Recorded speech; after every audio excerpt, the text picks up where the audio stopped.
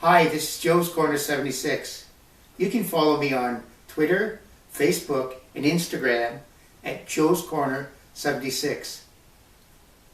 I will be commenting on the human condition and how it affects us. You know, to change the human condition, we need to be involved. I would love to hear from you. I recently heard Mr. Trudeau say there is no such thing as a Canadian identity. I'd like to explore with you why I think we do have a Canadian identity. Firstly, Canada was formed and forged through a number of things.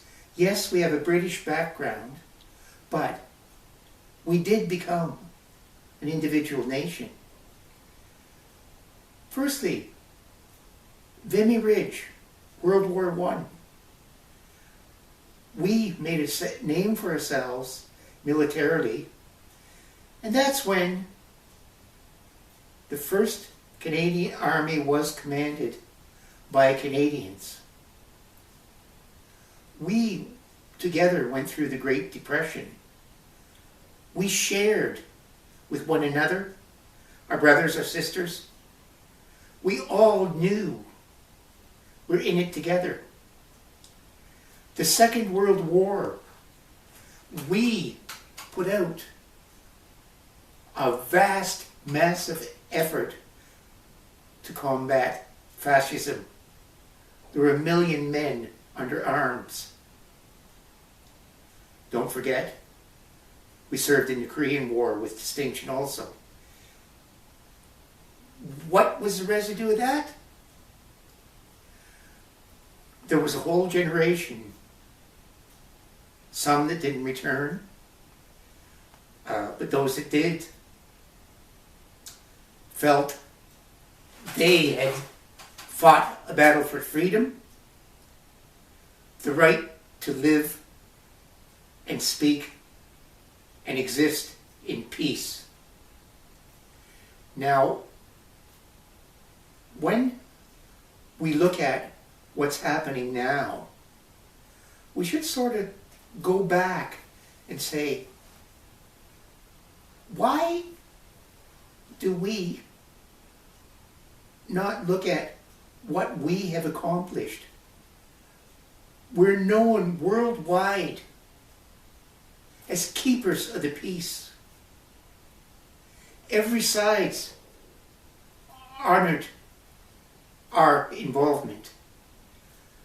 We were respected on the world stage for our diplomacy and our involvement in human conditions until recently. We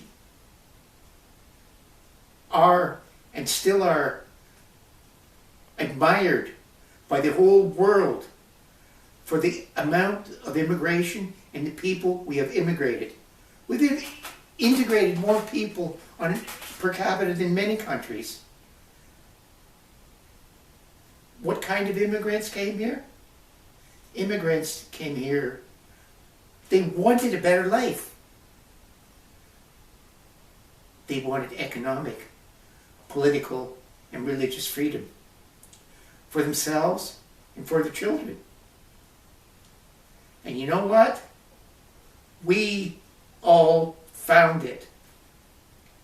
And I want to tell you, in the past, people immigrated understanding what they were coming for, accepting the rules that were in place, swearing allegiance to the country, and integrating into the Canadian mosaic. Please understand, this didn't mean that we couldn't keep our traditions and our customs. But what it meant was, first and foremost, we were Canadian. So now, as we went through all of this, we got our 1982 Constitution. So we were fully independent now. And as I look back and think about things, I look at debts and what we owe, what the present government has put us through and keeps continuing to put us through. They call themselves the Liberal Party. I question that, because the Liberal Party of Lester Pearson, Louis Saint Laurent, Jean Chrétien, all understood that your tax dollars funded the country. They respected your efforts, and each one of them, not understanding everything, but they did understand, we've got to reduce the debt, and they did. Not this present government. Immigration, they listened, I believe, to us and brought and provided rules that appeared to be and are fair to everyone.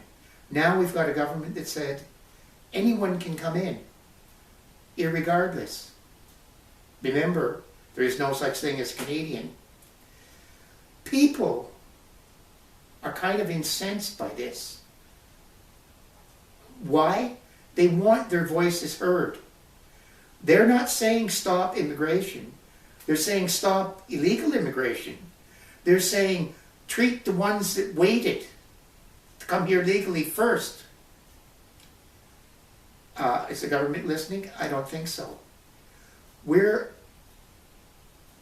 being called racist because of this. We're not. We want fairness for all. We want a Canada that's a place where people can still proudly say, I am Canadian. I think now, if you look at the situation, we seem to have descended into a nation of tribes. We've got this group here, and that group here, and this group here. They're large enough, but they do not integrate into the Canadian mosaic. Don't call me a racist because I say I'd like them to.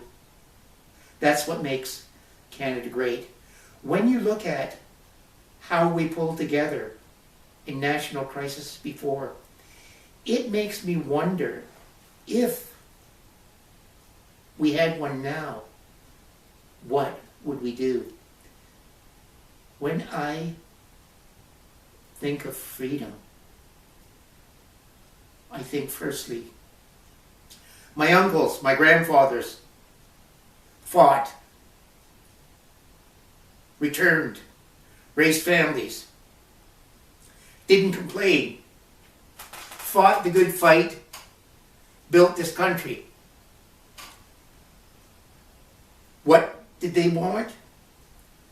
People to have the right to speak their minds.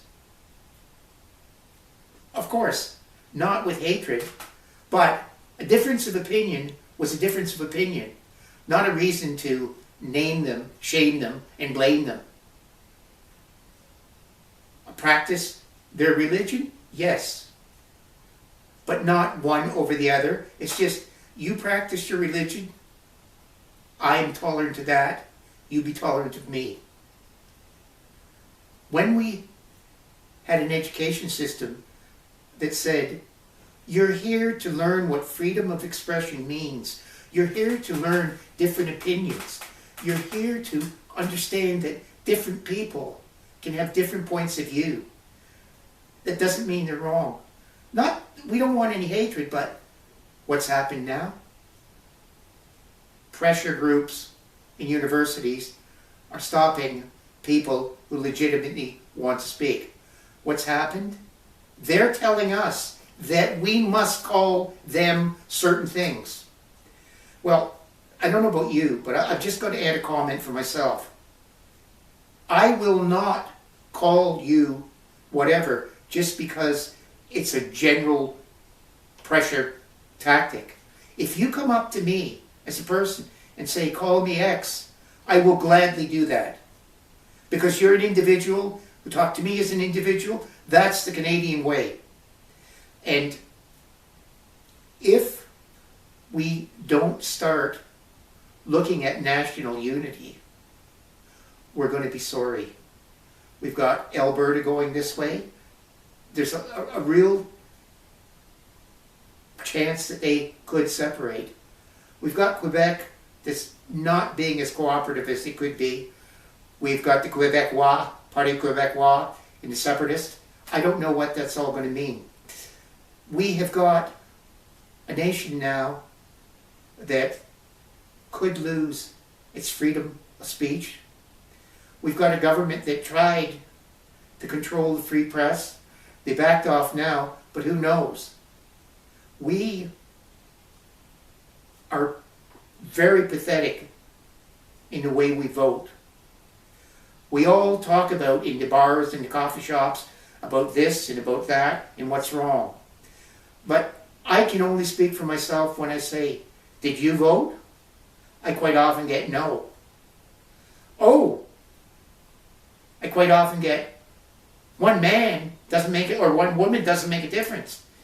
And I say to them, did you realize how many ridings were won by a couple of hundred votes? You have a say. Never discount the power of one. It can do something if you get involved. But also, write your member of parliament and say, we want this issue or that issue. You would be surprised if they've got 200 or 300 people phoning them how they'll jump. And one of the best things you can do is, I won't vote for you. What I'm saying in summation is, let's not lose the country we had, but that doesn't mean we can't build it to be better than it is. I want people around the world, and I hope you do, to continue to say, Canada equals fairness, tolerance, freedom. Thanks so much for listening. I'd really appreciate hearing any comments you might have. It would help me and help you. Thanks for listening again, and please, you can listen to me on Spotify, Anchor FM, Apple Podcasts, Stitcher, Breaker, and at YouTube on Joe's Corner 76. Thanks, and bye for now.